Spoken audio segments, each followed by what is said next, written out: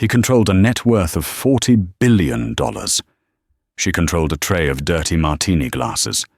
In the eyes of Julian Thorne, the waitress hovering near his table was nothing more than background noise, furniture in an apron.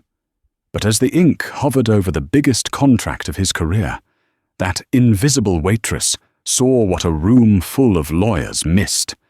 She whispered 6 words that would either get her fired or save his life. Julian laughed in her face. 5 minutes later, as the sirens wailed outside, the laughter stopped. This is the story of how an empire almost fell, and the unlikely woman who caught it. The rain in Seattle didn't wash things clean. It just made the grime slicker. Inside the Obsidian, however, the weather was irrelevant. The restaurant was a fortress of tempered glass, dark mahogany, and the hushed, reverent silence that only money could buy. A single dinner service here cost more than most people's cars. Julian Thorne sat at the corner booth, the power seat, as the maitre d' called it. Julian was 42, though the stress of the last quarter made him look 50. He was the CEO of Thorne Dynamics, a logistics and AI conglomerate that effectively moved half the world's cargo. Tonight, he wasn't moving cargo. He was moving the company. Across from him sat Marcus Sterling. Sterling was younger, hungrier, and wore a smile that didn't quite reach his pale, shark-like eyes. He represented the Chimera Group, a private equity firm that had appeared out of nowhere 3 years ago and swallowed competitors whole. "You're hesitating, Julian," Sterling said, his voice smooth as the velvet upholstery. He swirled a glass of whiskey that cost $400 a shot. "The offer expires at midnight. You know the board is already restless. If you walk away, the stock plunges by morning. I'm offering you a life raft made of solid gold." Julian adjusted his cufflinks. They were platinum, engraved with his initials. "I built this company from a garage in Detroit, Marcus. I'm not hesitating. I'm savoring the moment I let you buy it." Julian was lying. He was terrified. Thorne Dynamics was over-leveraged. He had bet big on autonomous shipping drones, and the tech was failing. He needed this buyout to bury the losses before the public found out. He was desperate, but he was playing the part of the reluctant king. Hovering near the periphery of this high-stakes poker game was Ilara Vance. Ilara was 26, with tired eyes and a uniform that was a size too big. She had been working at the Obsidian for 3 months. Before this, she had been a forensic accounting student at NYU, top of her class, until her father's sudden illness and the subsequent medical bills drained every cent she had. She dropped out, moved west to care for him, and took the job that paid the highest tips. Tonight, her job was to be invisible. She held a silver pitcher of water, waiting for a break in the conversation to refill their glasses. "The terms are standard," Sterling pressed, sliding a thick, leather-bound folder across the table. "Full acquisition of assets, retention of current management for 24 months, and a golden parachute for you that would make a sultan blush." Julian opened the folder. The numbers were staggering. It was everything he wanted. "Refill," Julian snapped, not looking up. Ilara stepped forward. Her hand was steady as she poured the water into Julian's crystal goblet. As she did, her eyes darted to the open folder. She shouldn't have looked. It was a violation of the house rules, never read the guests' papers. But old habits died hard. Her brain was wired for patterns, for discrepancies. It was why she was going to be a forensic accountant. As the water poured, her eyes scanned the upside-down text of the contract. Clause 14, Section B, Asset Liquidation Protocols. Most people would see legal jargon. Ilara saw a trap. She froze.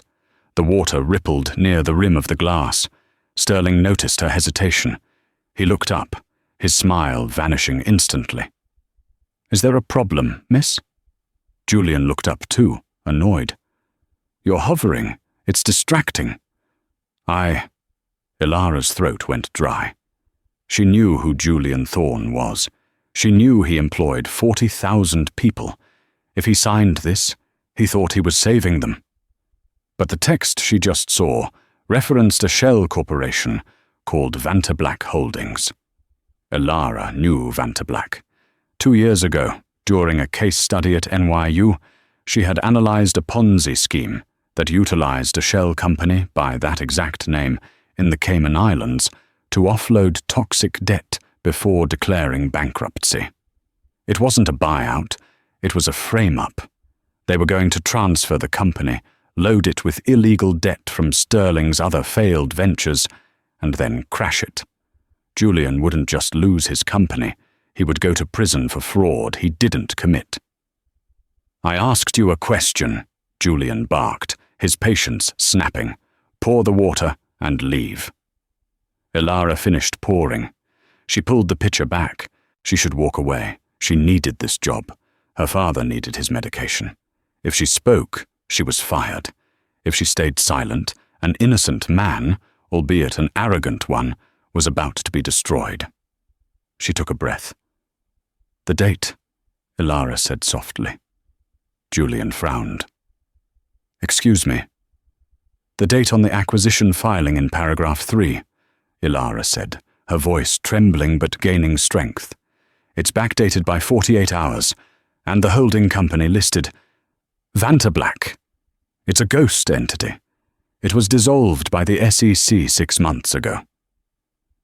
The silence at the table was deafening. Even the ambient jazz music seemed to stop. Sterling's face didn't change, but his knuckles turned white around his glass. Julian stared at her. Then he looked at Sterling, and then he let out a short, incredulous laugh. A cruel laugh. A ghost entity? Julian mocked, looking around the room as if performing for an audience. Did you hear that, Marcus? Apparently the waitress is also a corporate lawyer. He turned his cold blue eyes onto Ilara.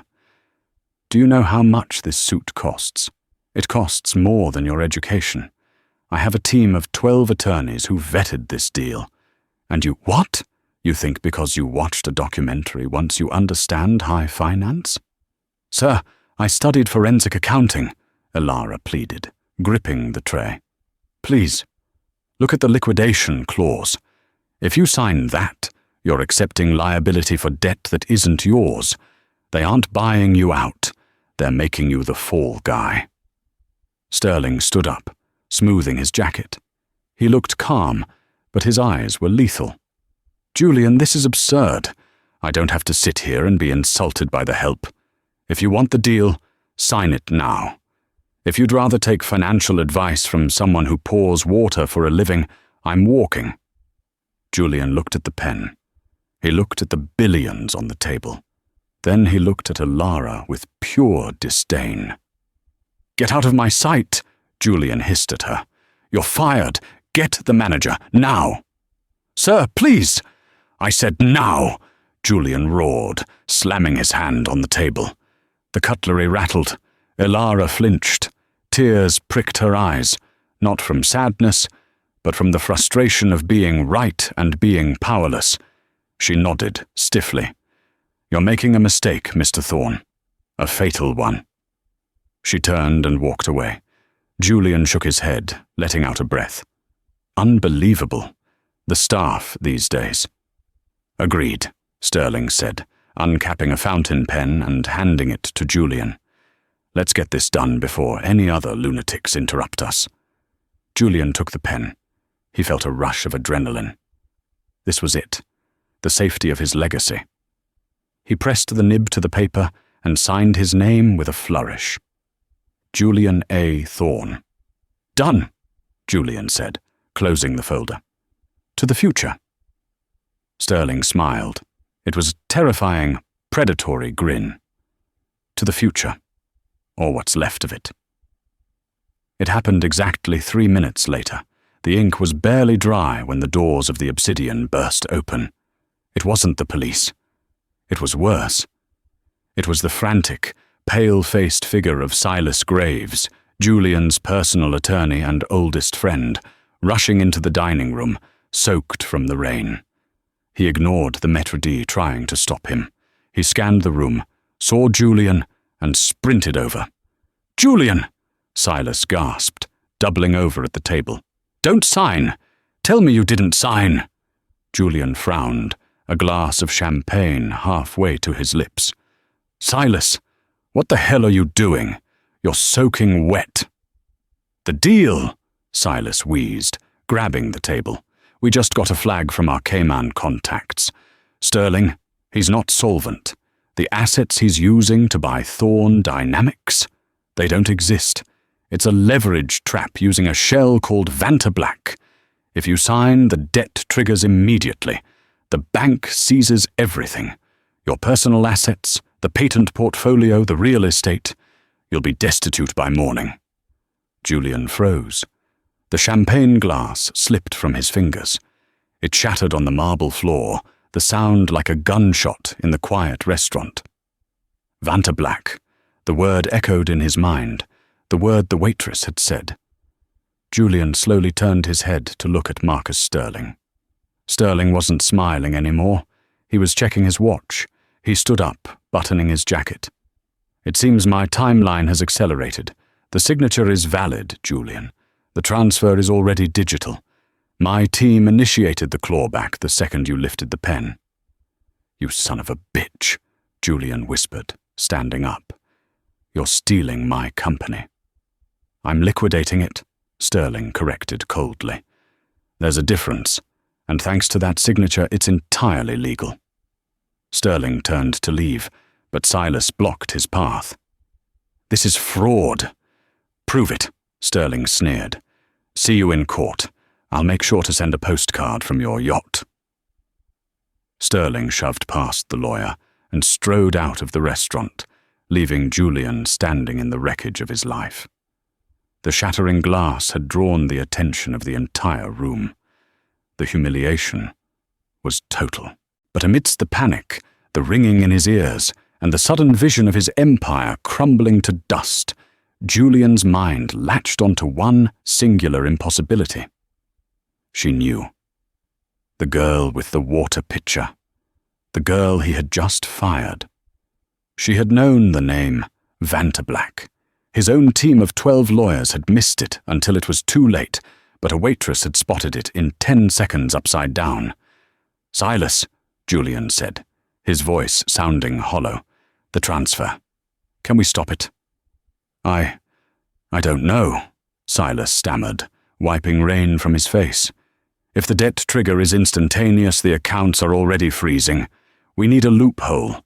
We need to find where the Vantablack entity is domiciled and prove it was dissolved before the signature date. But that requires access to the dark ledger. That takes weeks." "We don't have weeks," Julian snapped.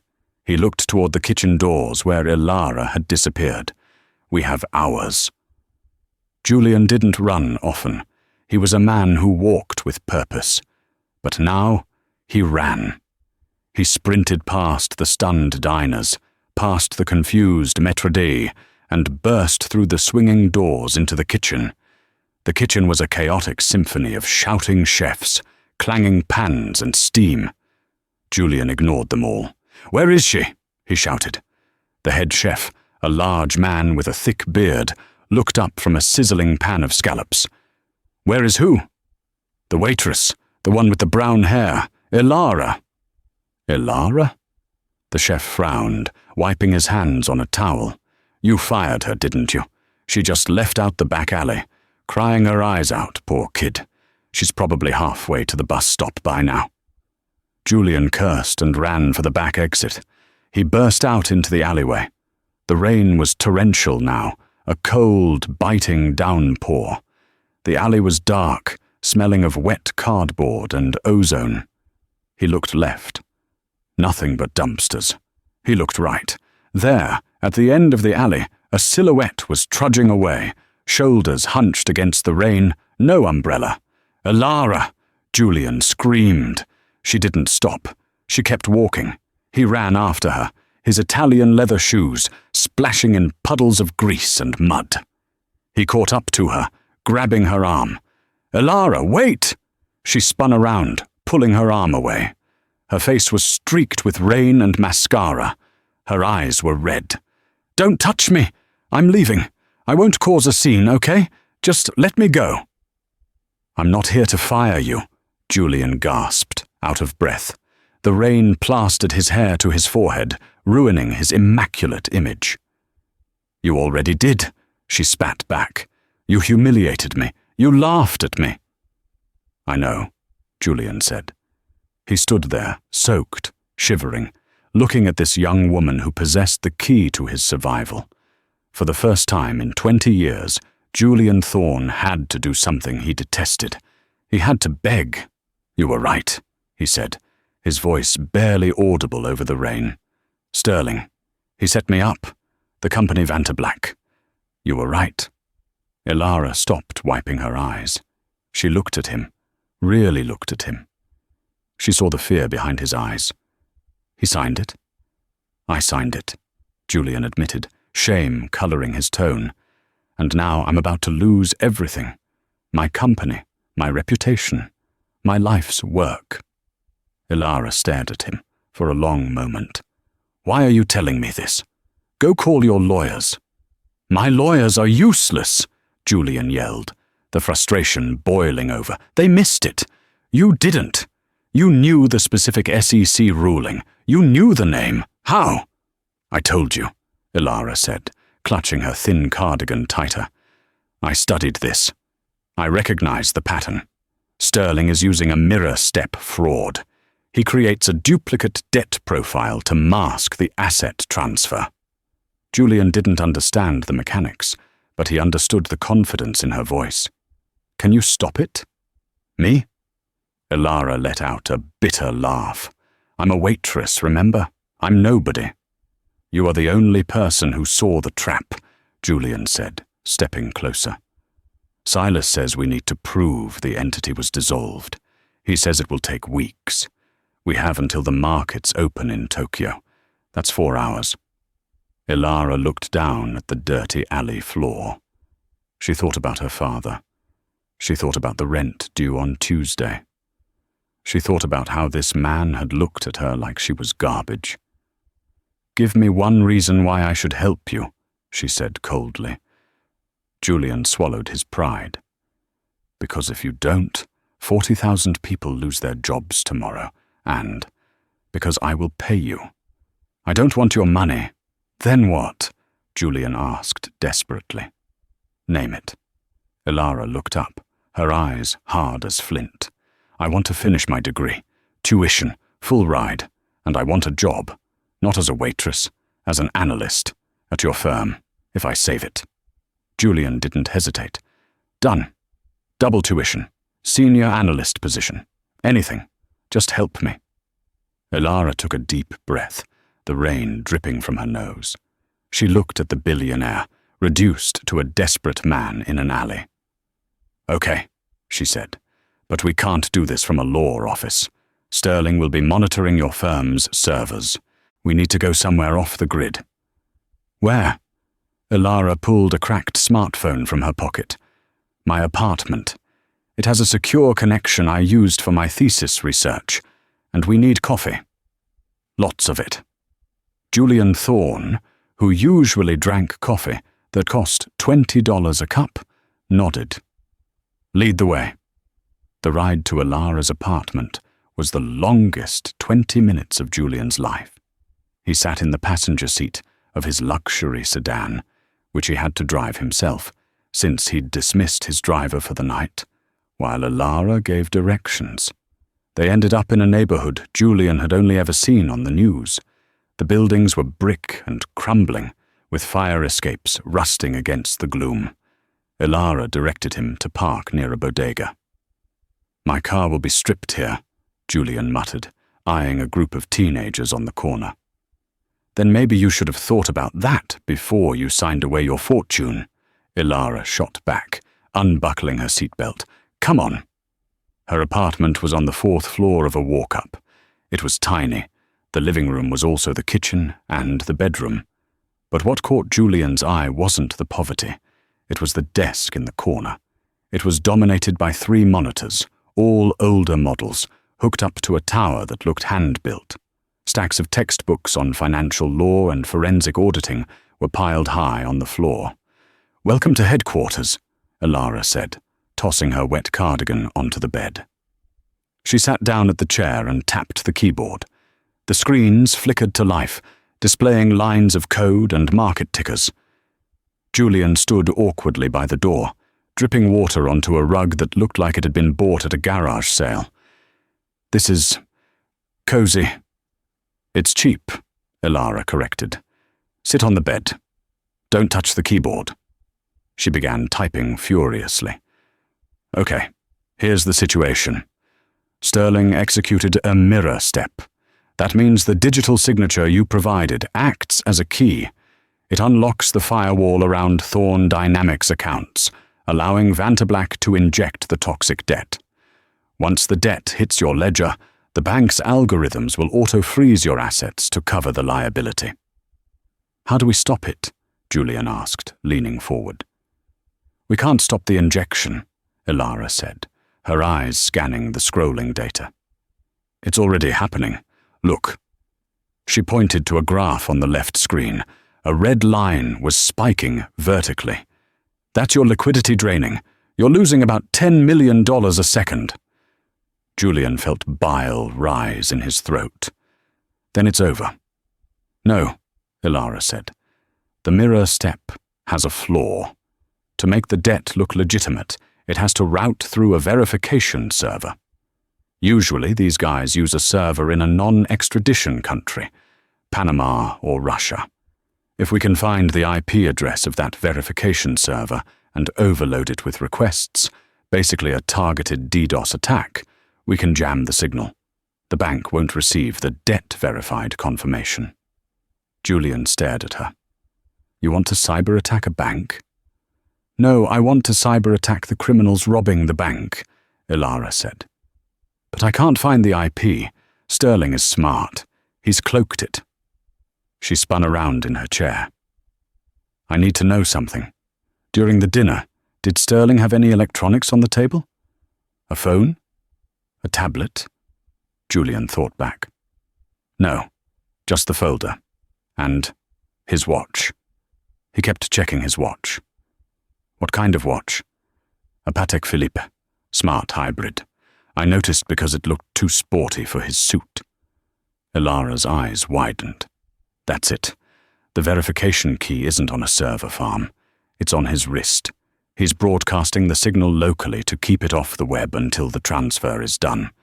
He needs to stay within range of a specific, secure node." "Where would the node be?" "Close to where the deal was signed," Elara deduced. "The restaurant." "He left the restaurant," Julian said. "He wouldn't go far," Elara said, typing again. "If he loses connection, the transfer pauses. He's likely at a hotel nearby, or a bar." Julian pulled out his phone. "I can track his car. We have a mutual driver service. Black Card Limo. I have the admin codes." Julian's fingers flew across his phone. "Got him. He's not at a hotel. He's at the Velvet Lounge. It's a cigar bar 3 blocks from the restaurant." Elara stood up. "We have to go there." "And do what?" Julian asked. "Ask him nicely to turn off his watch?" "No," Elara said, grabbing a distinct, heavy-looking device from her desk drawer. It looked like a large USB drive with an antenna. "This is a packet sniffer. If I can get within 5 feet of that watch, I can clone the signal and send a cancel command to the bank." "You have a packet sniffer lying around?" "I told you," Elara said, a small, fierce smile appearing. "I study forensic accounting. Sometimes that means breaking into the vault to see how the robbers got in." Julian looked at her with a newfound respect. The terrified waitress was gone. In her place was a tactical genius. "We have a problem, though," Julian said, looking down at his ruined suit.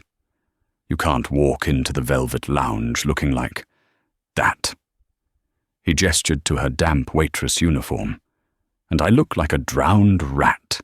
They have a strict dress code. Members only. Elara looked at her clothes. I don't have anything fancy. Julian checked his watch. We have 3 hours before Tokyo opens. We need to get you a dress. And we need to get me a dry suit. He grabbed his phone again. I'm calling my stylist. She's going to meet us at the showroom downtown. It's closed, but I own the building. We're going shopping? Elara asked incredulously. While my future and your company are burning? We are going to war, Julian corrected, opening the door. And in my world, you need armor. The showroom of Caldwell & Sons was located in the heart of the financial district, a towering glass box that displayed suits costing more than the average mortgage. It was 11:45 p.m. The city was asleep, but the lights inside the showroom flickered on as Julian unlocked the side door with a master key code. Elara stepped inside, shivering. The air conditioning was set to a crisp 65 degrees. She wrapped her arms around herself, feeling painfully out of place in her stained uniform and wet sneakers against the plush white carpet. "Chloe," Julian called out, his voice echoing in the cavernous space. From the back office, a woman emerged.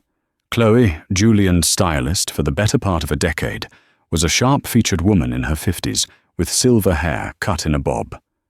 She didn't look tired. She looked ready for a crisis. Julian had texted her fast. Emergency. Wardrobe needed. Total overhaul. Now. Chloe took one look at Julian, soaked, hair disheveled, eyes wild, and then at Elara. She didn't ask questions. She didn't gasp. She simply clapped her hands. "Right," Chloe said, her voice clipped and professional. "Mr. Thorne, the midnight blue tuxedo is pressed in the back. Go. Shower in the executive suite. You have 10 minutes.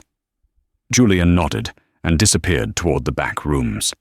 Chloe turned her gaze to Elara. She walked around her slowly, inspecting her like a piece of abstract art she couldn't quite understand. "What is your role tonight, my dear?" Chloe asked, lifting a strand of Elara's wet hair with 2 fingers. "Arm candy, distraction, or business partner?" Elara stood straighter, despite the exhaustion in her bones. "Hacker. And savior, apparently." Chloe smiled, a genuine, terrifyingly efficient smile. "Savior, I like that. We don't dress saviors in polyester." She grabbed Elara's wrist and pulled her into the women's wing of the showroom. "We are going to the Velvet Lounge, I assume. Julian's favorite spot for brooding." "Yes," Elara said. "We need to get close to a target. I need to look like I belong there." "Honey," Chloe said, pulling a garment bag from a rack, "if I do my job right, you won't just look like you belong. You'll look like you own the place, and the target won't be looking at his watch. He'll be looking at you." For the next 20 minutes, Elara ceased to be Elara the waitress. She became a canvas. Chloe worked with the speed of a pit crew. The wet uniform was discarded. Elara was shoved into a steaming shower, scrubbed with exfoliant that smelled of crushed diamonds, and dried off. When she stepped out, Chloe was waiting with the dress.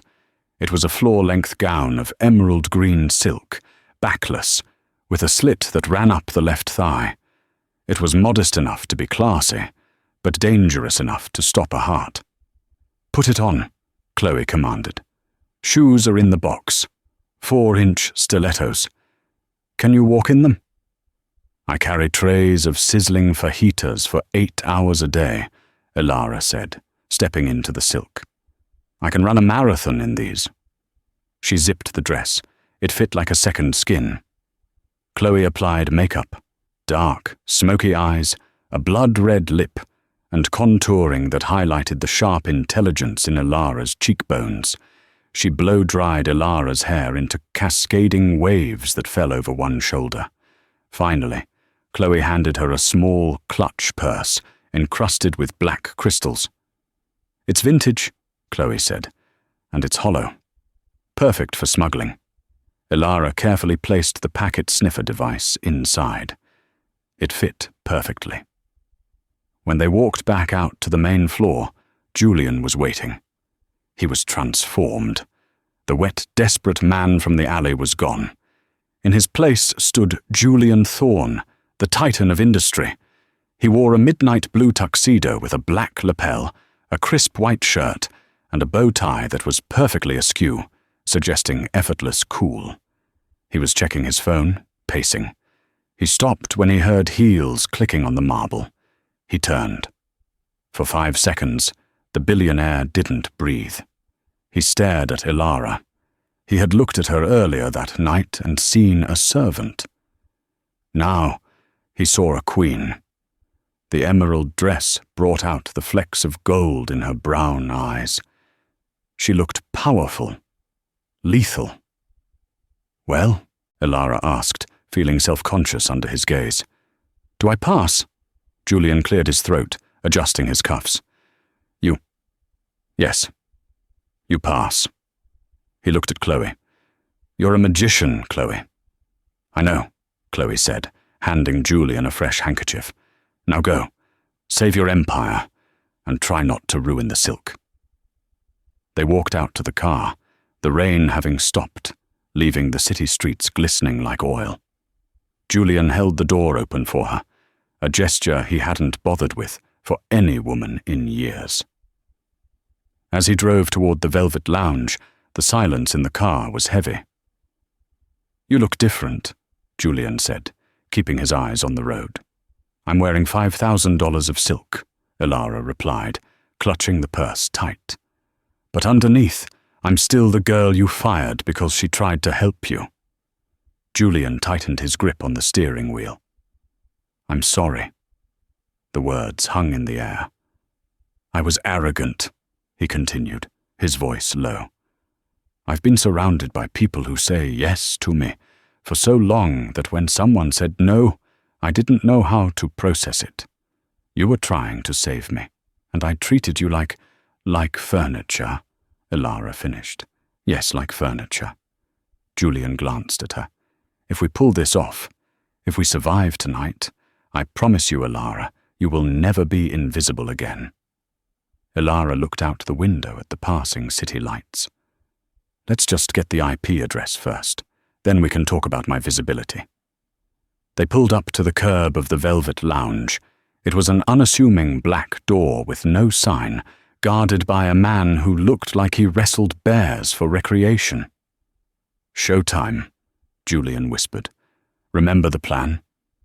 "Get close," Ilara recited. "Keep him talking. Clone the signal. Destroy the transfer." "Simple," Julian said, though his hands were shaking slightly. "Julian?" Ilara said, reaching out and touching his hand. Her skin was warm against his cold fingers. "You're the CEO. Act like it. Don't let him see you bleed." Julian took a deep breath. He squeezed her hand, drawing strength from the waitress who had become his general. "Right," he said, masking his fear with a veneer of icy calm. "Let's go crash a party." The velvet lounge smelled of old money, cedarwood and Cuban tobacco. The lighting was amber and dim, designed to obscure the faces of the politicians, judges, and tycoons who frequented the leather booths. Julian and Ilara breezed past the bouncer. Julian didn't even show ID. He just nodded, and the bouncer, recognizing the face that had been on the cover of Forbes 3 times, stepped aside. Inside, the hum of conversation was low and intense. Jazz played softly from a piano in the corner. "Spot him," Julian murmured, taking Ilara's arm. They moved through the room like a power couple, heads turning as they passed. Ilara felt eyes on her, calculating, assessing. She kept her chin up, channeling every ounce of confidence she had feigned during her hardest exams. "There," she whispered. In the back corner, in a semi-private booth raised on a dais, sat Marcus Sterling. He wasn't alone. He was surrounded by 3 men in grey suits, lawyers or bankers, and 2 large bodyguards standing at the perimeter of the booth. Sterling looked triumphant. He was smoking a thick cigar, a glass of cognac in one hand, gesturing expansively with the other. On his left wrist, facing out toward the room, was the Patek Philippe watch.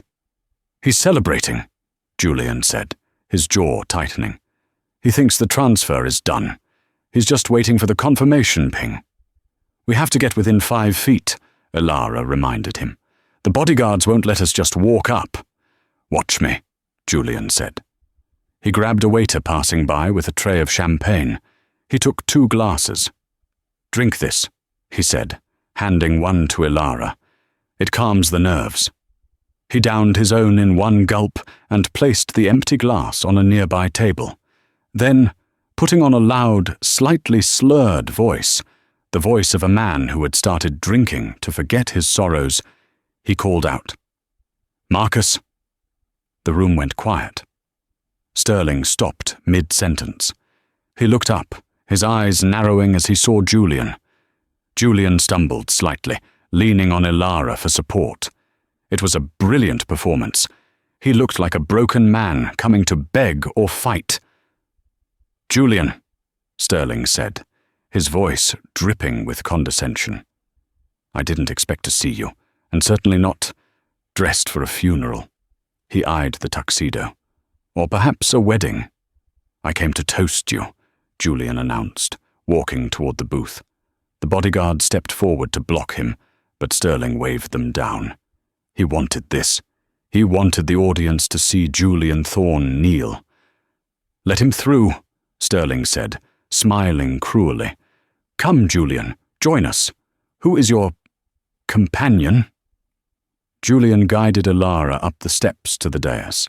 They were now 6 feet away. "This is Elara," Julian said, slurring slightly. "She's the only one who still likes me tonight." "Charmed," Sterling said, looking Elara up and down with predatory interest. "You have excellent taste in women, Julian.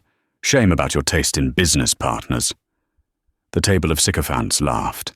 Elara forced a smile. She shifted her clutch purse, angling it toward Sterling's wrist. She needed to be closer. "Mr. Sterling," Elara purred, stepping forward. She pitched her voice to be husky, alluring. "Julian has told me so much about you. He says you're the smartest man in the room." Sterling preened. Ego was always the fatal flaw. "Did he now?" "Well, Julian has his moments of clarity." "I'd love to see the watch," Elara said, stepping right up to the edge of the table. She was now 3 feet away. "Is that a Patek? My father collected them." Sterling looked at his wrist. "It is. A custom complication." "May I?" Elara reached out a hand, hovering over his wrist. Sterling hesitated, then smirked. He extended his arm. "Look, but don't touch, my dear."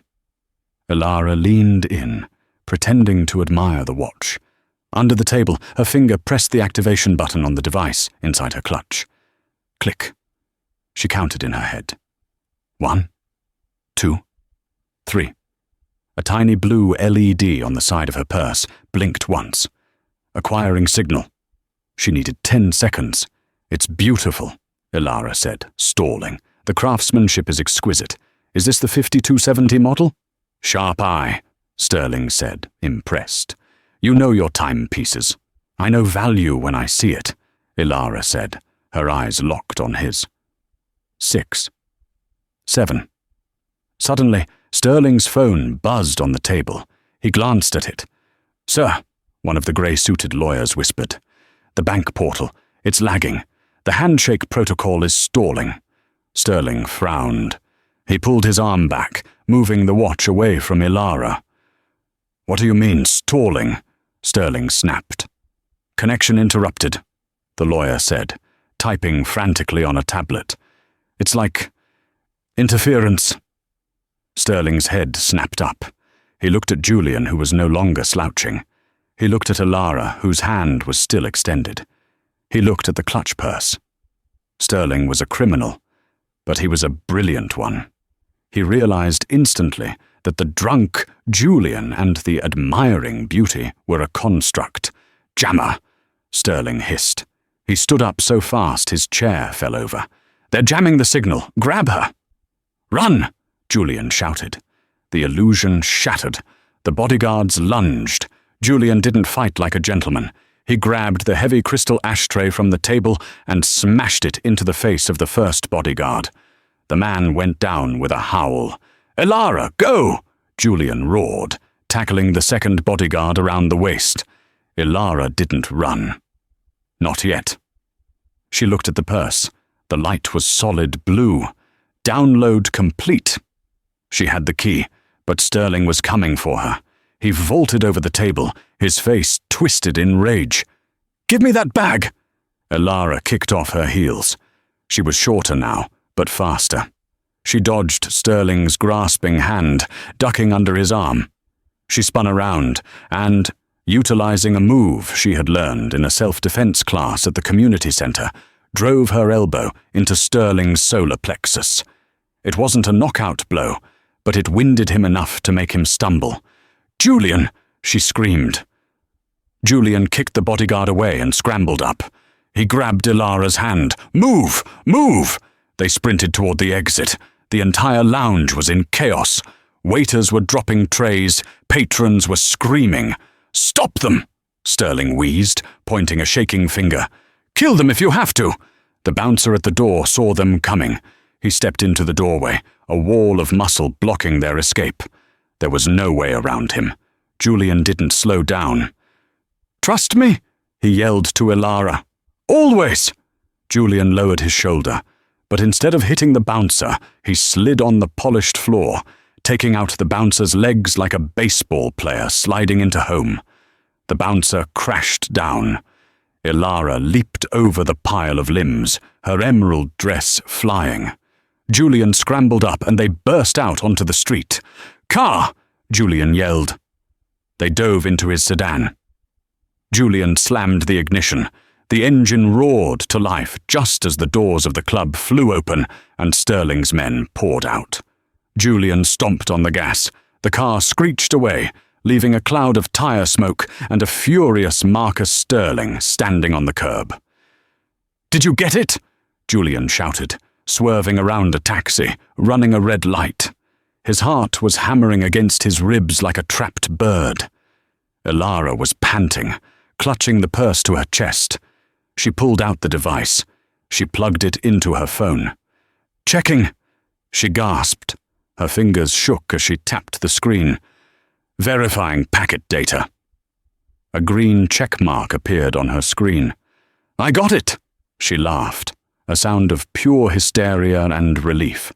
"I have the verification key. We have his digital fingerprint." Julian let out a whoop of joy, hitting the steering wheel. "You are incredible. Absolutely incredible." "Eyes on the road, billionaire," Elara warned, though she was grinning. "We aren't done yet. We have the key, but we still have to use it. We have to inject the kill command into the banking server before the Tokyo market opens." "How long do we have?" Elara checked the time. 45 minutes. And we need a stable connection. We can't do this on mobile data. It's too slow and unsecured. "Back to your apartment?" "No," Elara said, her face darkening. "They know who I am now. Sterling will have sent a team to my place. It's compromised." "My office?" "Too obvious. They'll be watching the building."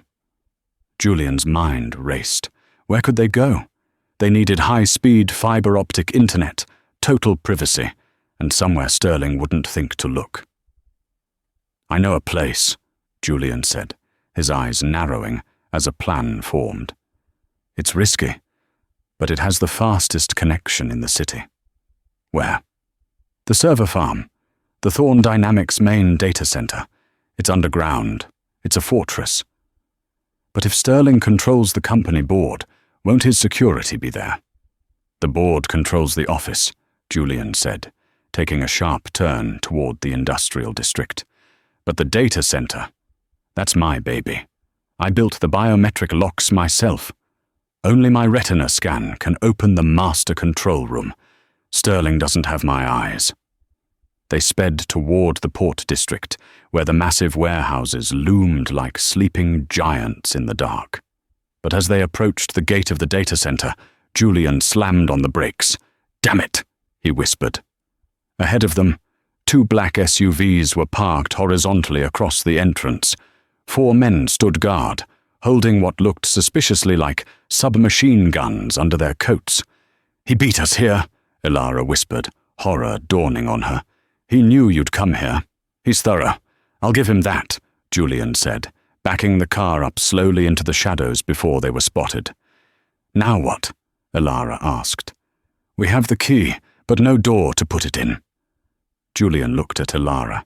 The adrenaline was fading, replaced by a cold, hard clarity. He looked at the woman who had risked everything for him, a man who had fired her hours ago.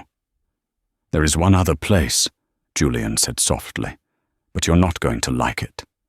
Julian, I just elbowed a billionaire in the stomach and jumped over a bouncer. Try me."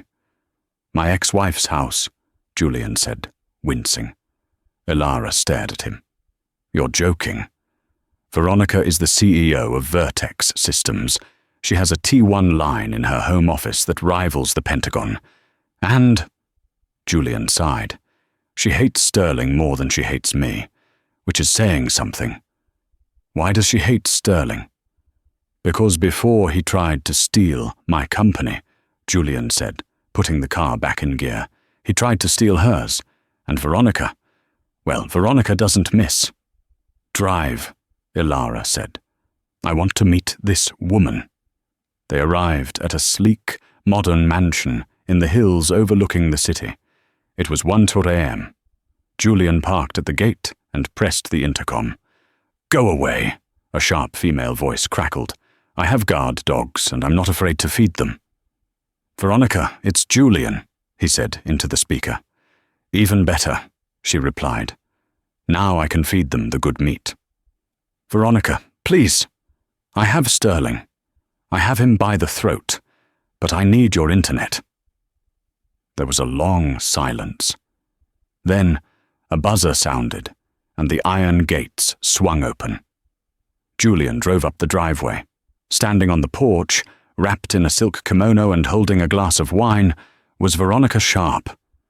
She was beautiful, terrifying, and looked at Julian like he was a stain on her driveway. She looked at Ilara, who was stepping out of the car in her emerald gown, clutching the packet sniffer. "Who is this?" Veronica asked, sipping her wine. "The new flavor of the month?" "This is Ilara," Julian said, walking up the steps. "She's the CFO of my survival tonight, and we need your terminal." Veronica looked at Ilara. "Waitress?" Ilara blinked. "How did you know?" "I have eyes everywhere," Veronica said dryly. "And you have service industry hustle written all over you. I like it." She stepped aside. "Come in. But if you get blood on my white rugs, I'm suing." They rushed into Veronica's office. It was a technological marvel. Ilara wasted no time. She sat at the desk, pushed Veronica's keyboard aside, and plugged in her device. "Okay," Ilara said, her fingers flying. Initializing the handshake. "I'm spoofing Sterling's watch signal. The bank thinks I'm him." On the screen, a login prompt appeared. "Chimera Group. Verified access." "I'm in," Ilara breathed. "Find the Vantablack transfer," Julian commanded, leaning over her shoulder. "Searching. Found it," Ilara pointed. "Status. Pending final authorization. 98% complete." "Cancel it," Veronica said, leaning on the doorframe. "Burn it down," Ilara typed the command. "Cancel transfer. Revert assets." She hit enter. The screen froze. A spinning red wheel appeared. "Come on," Ilara whispered. Suddenly, a text box popped up on the screen. "Access denied. Biometric override required. Please scan thumbprint." The room went cold. "He has a secondary lock," Ilara said, her voice trembling. "The watch signal isn't enough. He needs a thumbprint. We don't have his thumb, Julian said, panic rising. We failed. Think, Ilara, Julian pleaded. You know patterns, you know frauds. How do we bypass a biometric lock without the body? Ilara stared at the screen. Her mind flashed back to her classes at NYU. Biometrics weren't magic. They were data. A thumbprint was just a visual file converted into a hash code. I don't need his thumb, Ilara realized, her eyes widening. I just need a picture of it, a high-resolution picture. She spun to Julian. The contract, the one you signed at dinner. What about it? Sterling handled it. He held it down for you to sign. Did he touch the paper? Did he press his thumb on the page? Julian closed his eyes, replaying the memory. Yes. He held the bottom corner. His thumb was right on the logo. Do you have the contract? No, Sterling took it. Did you take a picture of it? Ilara asked desperately. For your records? Julian shook his head. No, I was too busy being arrogant. Wait, Veronica interrupted. She walked over to the desk. Julian, you idiot! You wear Google glasses when you drive to record traffic accidents for insurance. Were you wearing them when you went into the restaurant? Julian reached into his pocket. He pulled out a pair of slim, black-rimmed glasses. He wore them occasionally for tech testing. He had them on when he walked into the Obsidian.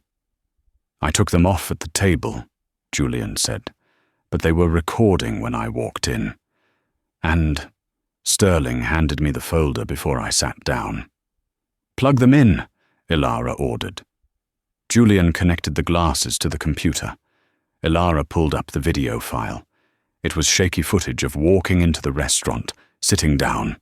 Pause, Ilara shouted.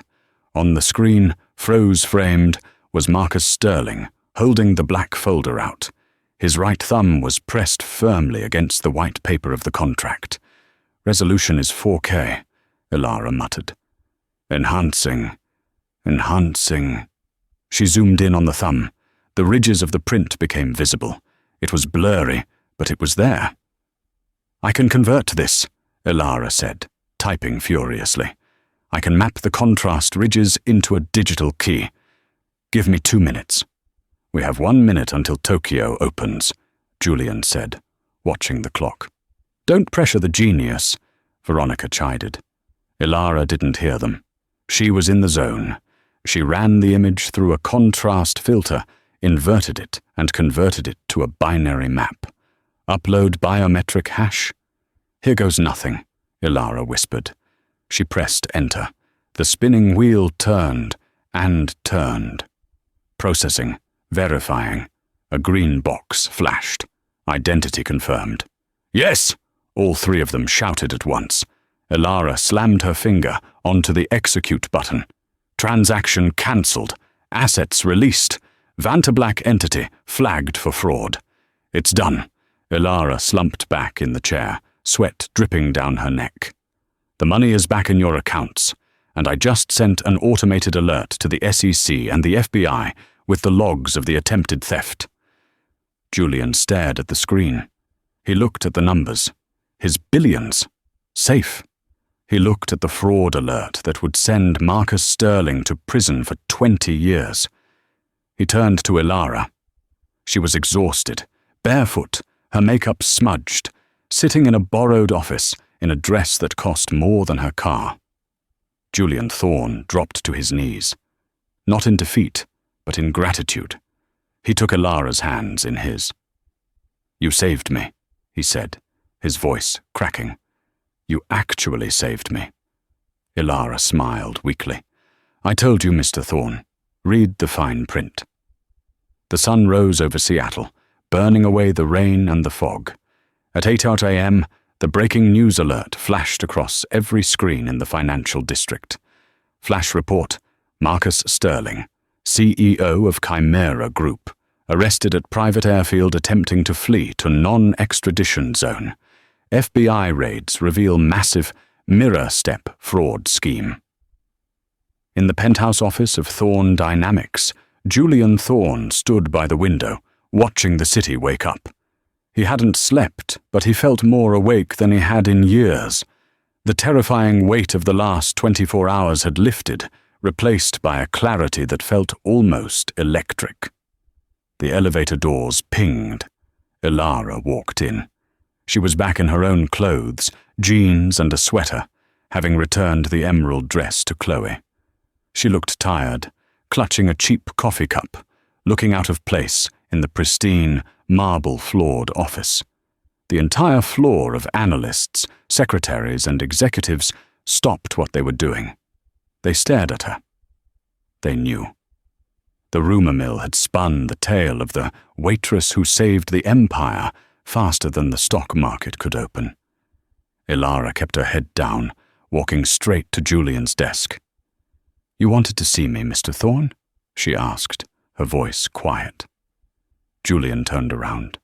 He looked at her, really looked at her. "I did. And please call me Julian. Mr. Thorne is the idiot who almost lost his company because he wouldn't listen." He walked over to his desk and picked up a thick envelope. "I promised you a few things last night," Julian said. "Tuition, a job. But after reviewing the logs of what you actually did, how you navigated systems my own CTO couldn't crack, a simple analyst job feels like an insult." He handed her the envelope. Ilara opened it. Inside wasn't a check, it was a contract. Position: Director of Internal Risk and Forensic Strategy. Starting salary, $350,000 of stock options. Signing bonus, full tuition reimbursement and medical debt clearance. Ilara's hand flew to her mouth. She scanned the document, her eyes watering. "Medical debt clearance? My father. How did you know?" "I did my research this morning," Julian said softly. "I know your father was a brilliant accountant before he got sick. I know you dropped out to save him. The debt is gone, Ilara. Paid in full as of 9 a.m. He's going to get the best care Seattle has to offer." Ilara looked up, tears spilling over. "Why?" "You didn't have to do that part."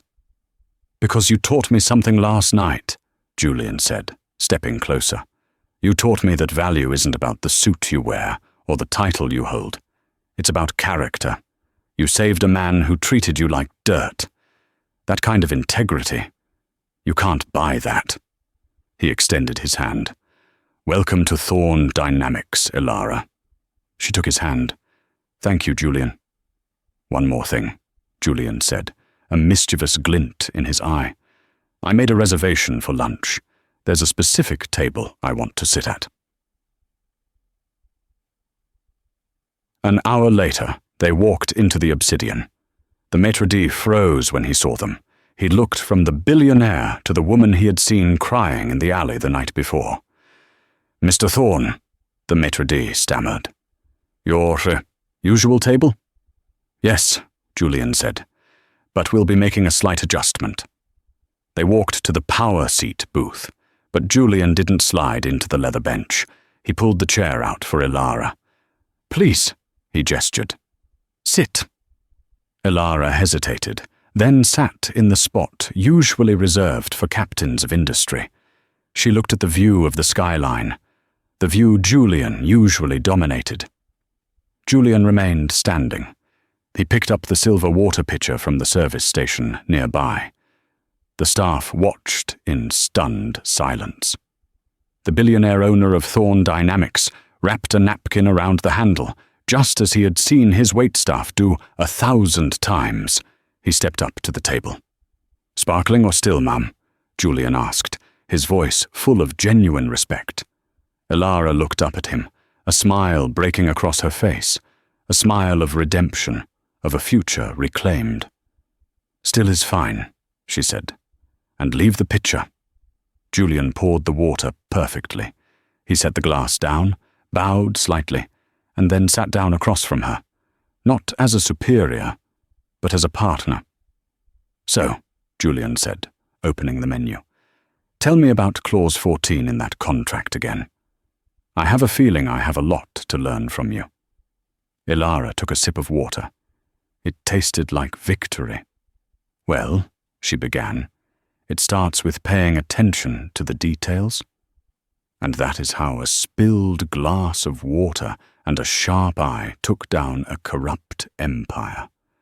Julian Thorne thought he was the smartest man in the room, but he learned the hard way that wisdom doesn't wear a suit. Sometimes it wears an apron.